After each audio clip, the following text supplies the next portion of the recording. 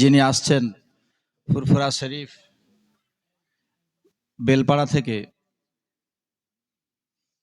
আমার জীবনের প্রথম, যখন আমি ক্লাস 2-এ পড়ি, আমার জীবনের প্রথম এই আফতাবউদ্দিন হুজুরের বাড়িতে আমার আব্বা রেখে এসেছিলেন। জীবনের প্রথম হোসেন বুখারী গাজী রহমাতুল্লাহ আলাইহির মাজারটা বেশ অনেকটা বড় না? গেছেন না? পরিষ্কার করতাম, ঝাড় দিতাম। একদিন ওই শাঁখামুটি সাপে আমাকে তাড়া করেছিল। হুজুরের আম্মাজান আমাকে খেজুরের গুড়, তারপরে মধু দিয়ে সকালবেলা খাওয়াতেন বসে। ছোট একটুখানি ছিলাম তো। আফতাবউদ্দিন হুজুরের 4 ভাই, ছোটটার নাম জয়নাল আবেদিন। আমাকে না নিয়ে গেলাম স্কুলে, যাব না, আমি যাব না, আবার হাত ধরে ধরে স্কুলে রেখে আসতাম। সে অনেক কথা। যাই হোক, এতক্ষণ যাবৎ যে সমস্ত কথাগুলো শুনলেন, মদিনাওয়ালার প্রেমিক যদি আমি আপনি না হতে পারি, নাজাত মিলবে? কথা বলে না কেন? ওই মদিনাওয়ালার একটা কথা বলবো, আশা করি চলে আসবে তার ভিতরে। বিশ্বনবী সাল্লাল্লাহু আলাইহি ওয়াসাল্লামের ভাই, চাস্তো ভাই, নাম তার আকিল। হযরত আকিল রাদিয়াল্লাহু তাআলা আনহু বিশ্বনবী সাল্লাল্লাহু আলাইহি ওয়াসাল্লামের কাছে এসে বলছেন, ও ভাই আকিল, মক্কার বিভিন্ন ব্যক্তি তোমার নামে উল্টো পাল্টা গালিগালাজ করে, বিভিন্ন রকম কথাবার্তা না বলে। তুমি যে মুহাম্মদ, তুমি যে নবী, তার কিছু নমুনা যদি দেখাতে বড় ভালো লাগতো। কিছু যদি নমুনা দেখাতে বড় ভালো লাগতো। মাঝখানে বেশ কিছুটা দিন পার হয়ে গিয়ে আল্লাহ রসুল বড় মন খারাপ করে ভাই আকিলের বাড়িতে গিয়ে বলছেন, ভাই আকিল, চলো না ভাই একটু বেরিয়ে আসি। আকিল বলছে, না আমি যাব না। বাপ মারা মামারা নবী, দুনিয়ায় আহামাল আর কেউ নাই, উল্টো পাল্টা ভাষায় কথা বলে। ও ভাই আকিল, চলো দুজনে একটু পাহাড়ের দিকে বেরিয়ে আসি। দু ভাই বেড়াতে চললেন। ফাঁকা মরুভূমি রাস্তা, বেশ কিছুটা দূরে গিয়ে আকিল বলছে, ও ভাই মোহাম্মদ, আর আমি যেতে পারছি না, জিভটা যেন শুকিয়ে যাচ্ছে, একটু পানির আমার প্রয়োজন, পানি দিতে হবে। বিশ্বনবী আমার বললেন, ও ভাই আকিল, এই মরুভূমির মাঝখানে কোথাও পানি নেই, তুমি যেখানে আমিও সেখানে, এখানে পানি কোথায় পাবো? পানি কোথায় পাবো? তবে ভাই আমি একটা কথা বলতে পারি, ওই যে দূরে পাহাড়টা দেখতে পাচ্ছ, ওই পাহাড়ের কাছে গিয়ে বলো, মোহাম্মদ আমাকে পাঠিয়েছে, একটু পানির জন্য পিপাসা লেগেছে। আকিব বলছে, আরে ফাঁকা মরুভূমি, কোথাও কিছু নেই, পাহাড়ের কাছে পাথরের টুকরোর কাছে গিয়ে বলো পানি দাও? আরে তুমি তো যাও, আগে তো গিয়ে দেখো। ঠিক আছে, পানির খুব পিপাসা লেগেছে। আল্লাহ রসুল সাল্লাল্লাহু আলাইহি ওয়াসাল্লামের চাচতো ভাই আকিল ওই পাহাড়ের একটা টুকরা পাথরের কাছে গিয়ে বলছেন, আমার একটু পানি প্রয়োজন, মোহাম্মদ তোমার কাছে পাঠিয়েছে, একটু পানির দরকার, পানির দরকার। একবার ছাড়া দুবার যখনই বললেন, আল্লাহ তরফ থেকে পাহাড়ের জবানটা খুলে যায়, পাহাড়ের ভিতর থেকে আওয়াজ আসে, ও ভাই আকিল, তুমি যাকে মোহাম্মদ বলে মানতে চাও না, কিছু নমুনা চাও, নমুনা চাও। ওই মোহাম্মদের জবান থেকে আমি পাহাড়, আমি পাথরের টুকরা একদিন শুনেছিলাম, জাহান্নামের খোরাক হবে মানুষ এবং পাথর।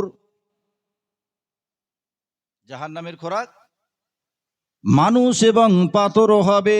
সেই দিন থেকে আমি পাথরও, কবরের ভয়ে কান্নাকাটি করতে করতে, জাহান্নামের ভয়ে কান্নাকাটি করতে করতে, আমার ভিতরে যতটুকু পানির পরিমাণ ছিল, আমি পাথর সবগুলো পানি হারিয়ে ফেলেছি। পাথর আমি হারিয়ে ফেলেছি, জাহান্নামের খোরাক হব। আর কি আল্লাহ অন্য কোথাও রাখতে পারলো না? জমজমের কূপ হবে, জমজমের কূপের পাহাড়ের ধারে কি আমার একটা জায়গা হলো না? আমি পানি দিতে পারবো না, তুমি যাও, চলে যাও। চলে এলেন, না ভাই আমি আজ যাব না, না গিয়ে বাড়ি চলে এলেন। আবার মাঝখানে কিছুটা দিন যাওয়ার পরে বিশ্বনবী হাবিবুল্লাহ জনাবে মুহাম্মদুর রাসূলুল্লাহ সাল্লাল্লাহু আলাইহি ওয়াসাল্লাম ঠিক সন্ধ্যাবেলাতে আকিলের বাড়িতে গিয়ে হাজির। ও ভাই আকিল, চলো একটু বাজারের দিকে বেরিয়ে আসি। ওকাজ নামক জায়গাতে একটা মেলা হয়, মদিনার একটা জায়গার নাম ওকাজ, সেখানে মেলা হতো। ভাই আকিল, চলো একটু ঘুরে আসি, চলো না। ও প্রথম দিন পাথরের কথা শুনে ওর জান কেঁপে গেছে, ও আর যাবে না, না যাব না। আল্লাহ রসুল সাল্লাল্লাহু আলাইহি ওয়াসাল্লাম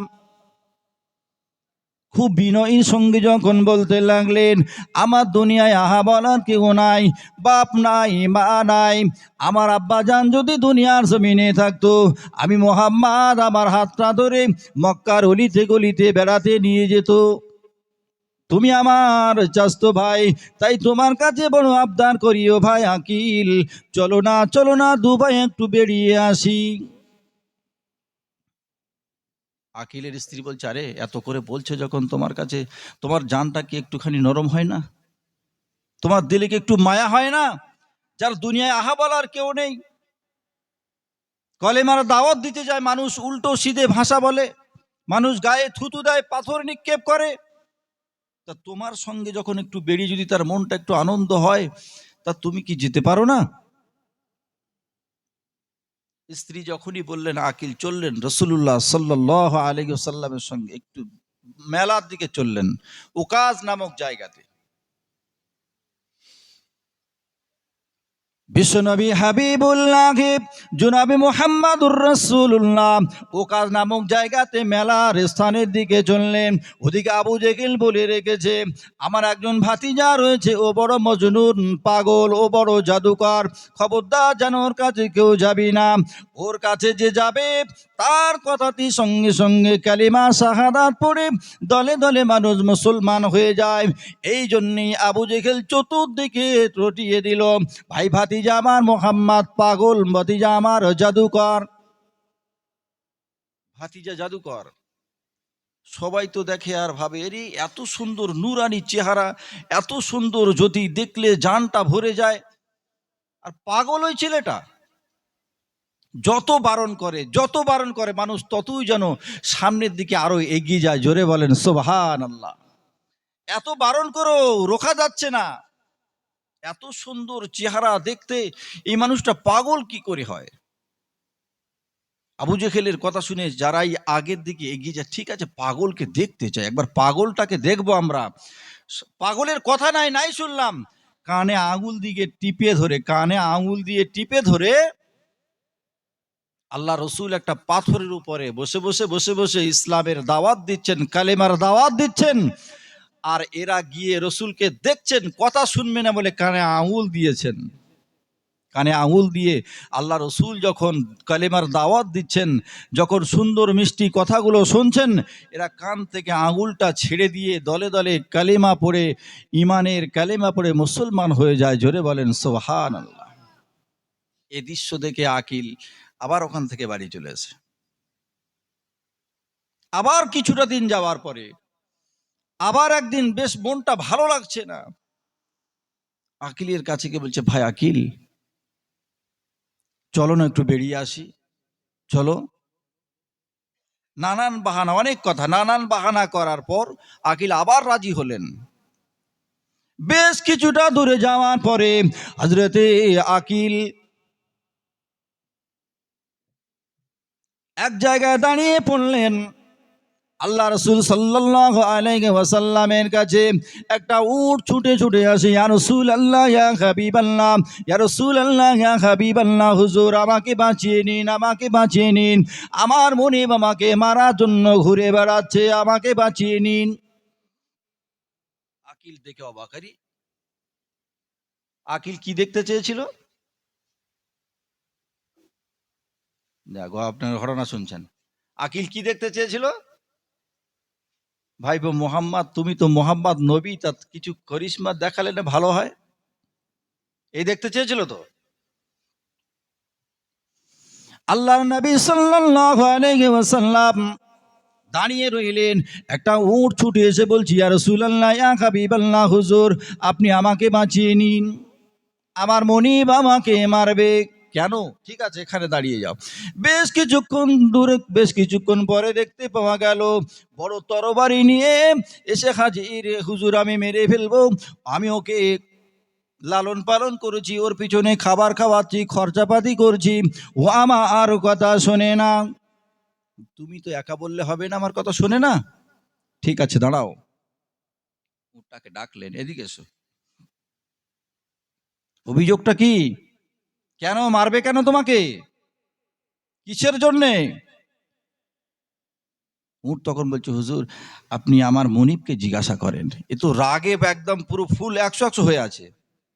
হুজুর আপনি আমার হাতে ছেড়ে দিন, আমি সুন্দর করে ওকে রেখে দিয়েছি, যত্ন করে লালন পালন করি, খেতে দিই।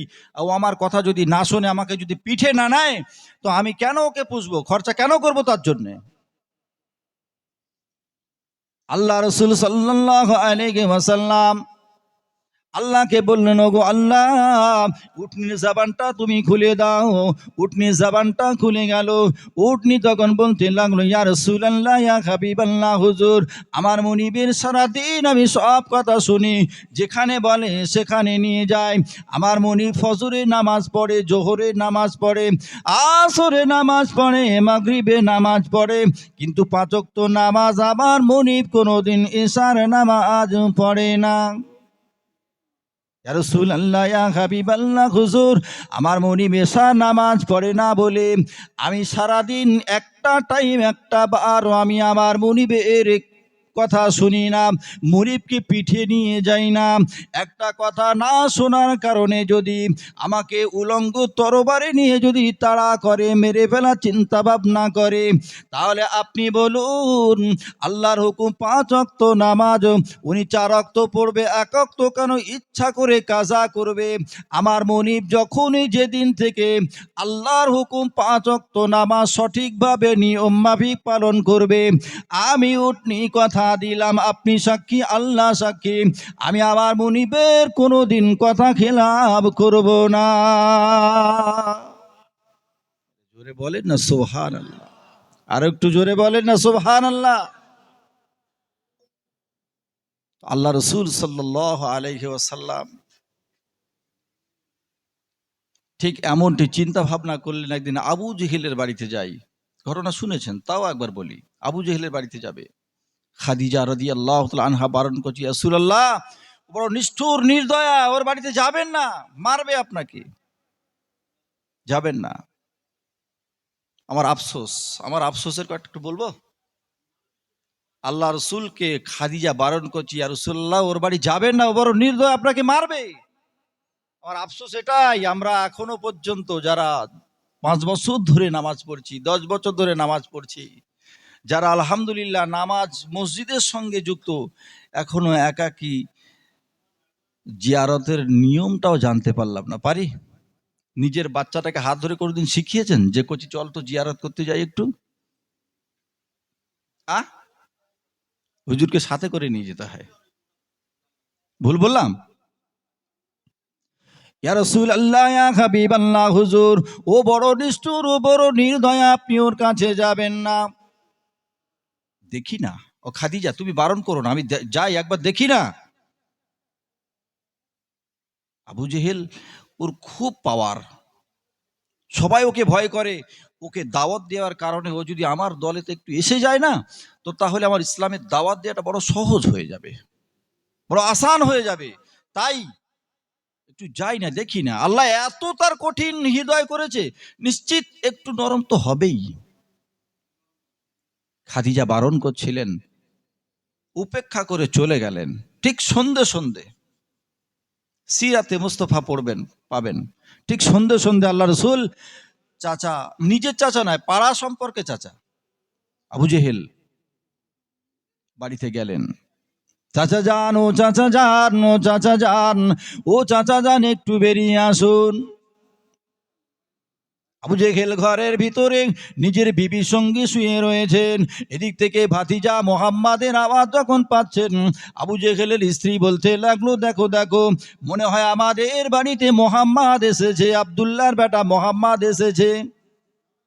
ঠিক যেন গলাটা ওই রকম দেখছি, একবার দেখো না, যাও। সঙ্গে সঙ্গে বেরিয়ে পড়লেন আবু জেহেল। ঘরের দরওয়াজাটা খুলে যখন বার হলেন, আবু জেহেল নিজে স্বীকার করলেন, মোহাম্মদের নূরেতে, মোহাম্মদের জ্যোতিতে আমার অন্ধকার ঘরটা যেন নূর আর নূর হয়ে গিয়েছে। বলেন না সুবহানাল্লাহ। প্রত্যেকটা জিনিসের ছায়া আছে তো। আমার নবীর কোনো ছায়া ছিল? হ্যাঁ, নবীর কোনো ছায়া নেই, আর নবী নিজেই তো নূর। হ্যাঁ, আল্লাহ রসুল সাল্লাল্লাহু আলাইহি ওয়াসাল্লাম খুব মনটা খারাপ করে আবু জেহেলকে বলতে লাগলেন, ও চাচা যান আবু জেহেল, ও চাচা যান, মক্কার জমিনে মানুষ আমাকে ছোট বড় কথা বলে, মক্কার জমিনে মানুষ আমাকে অত্যাচারের নজরে দেখে, মক্কার জমিনে মানুষ আমাকে গায়ে থুতু দেয়, আমার গায়ে পাথর নিক্ষেপ করে। ও চাচা যান, আল্লাহকে এক বলে যদি তুমি স্বীকার করে নাও, আমি নবী, আমি মোহাম্মদুর রাসূলুল্লাহ, আমাকে যদি নবী বলে মেনে নাও, আর আমার কোনো বাধা থাকবে না, আর আমার কোনো চিন্তা থাকবে না, অসুবিধা হবে না। একটা বার তুমি মোহাম্মদকে মেনে নাও, একত্ববাদের আল্লাহকে স্বীকার করে নাও। দাওয়াত দিচ্ছেন। আচ্ছা, তুমি এই কথা বলতে এসেছো? ঠিক আছে, দাঁড়াও। বাড়ির ভিতরে প্রবেশ করলেন। বাড়ির ভিতরে প্রবেশ করে কিতাবের ভিতরে এসেছে, লাল রঙের চাবুক নিয়ে এলেন, লাল রঙের চাবুক। চাবুকটা নিয়ে এসে আল্লাহ রসুল সাল্লাল্লাহু আলাইহি ওয়াসাল্লামকে এত মার মারলেন, এত মার মারলেন। আল্লাহ রসুল সাল্লাল্লাহু আলাইহি ওয়াসাল্লাম মার খেয়ে ওখান থেকে অজ্ঞান অবস্থাতে ধাক্কা মারতে মারতে কাবা শরীফের সামনে আল্লাহ রসুল অজ্ঞান হয়ে পড়ে গেলেন। আবু জেহেল বাড়ি চলে গেল। একটু ভাববার জন্যে এই কথাটা বললাম, একটু ভাবার জন্যে। আজ আমাদের মুখে দাড়ি হয়েছে, আমরা রাখতে শিখেছি। আজ আমাদের মাথায় টুপি হয়েছে, রাখতে শিখেছি। আমরা মায়ের পেট থেকে মুসলমান হয়েছি। আল্লাহ রসুল এই জিনিসগুলোকে প্রতিষ্ঠিত করার জন্যে মার খেয়েছেন। হ্যাঁ, মার খেয়েছেন।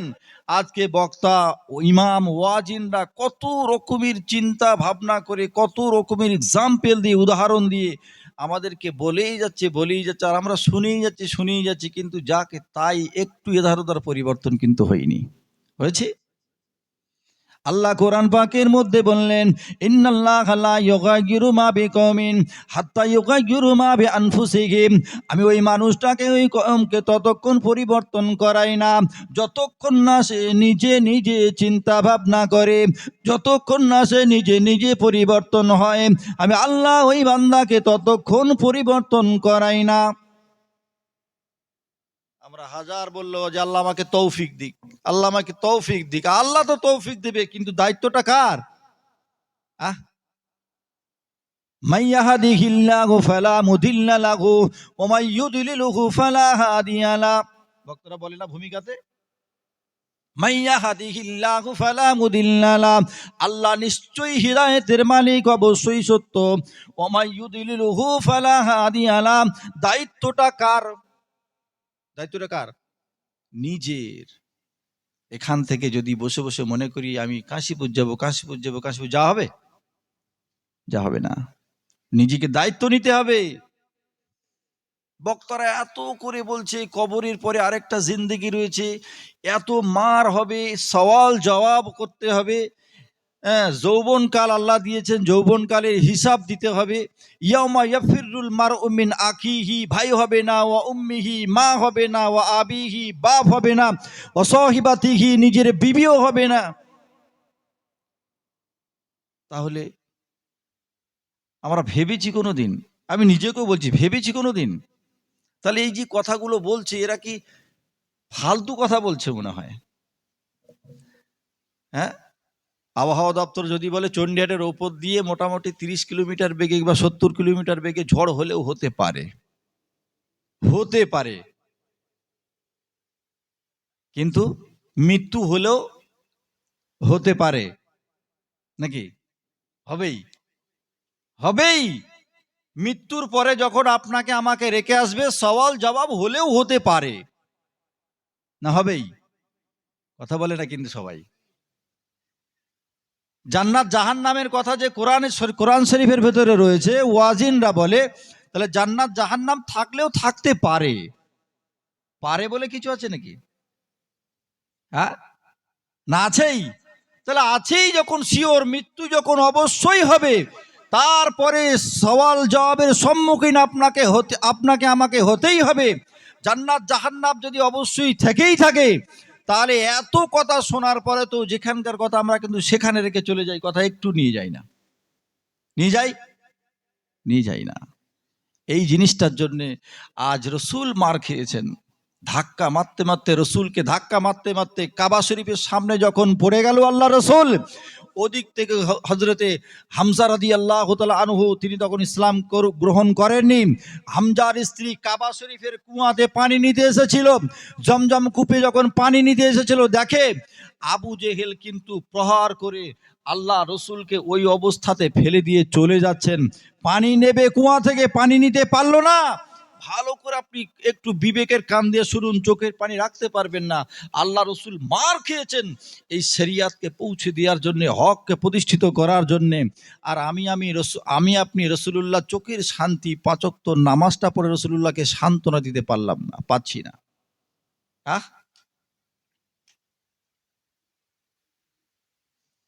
যখন মারের পর মার দেখলেন, হামজার স্ত্রী উনি পানি না নিয়ে কলসিটা ওখানে রেখে সোজা বাড়িতে চলে গেলেন।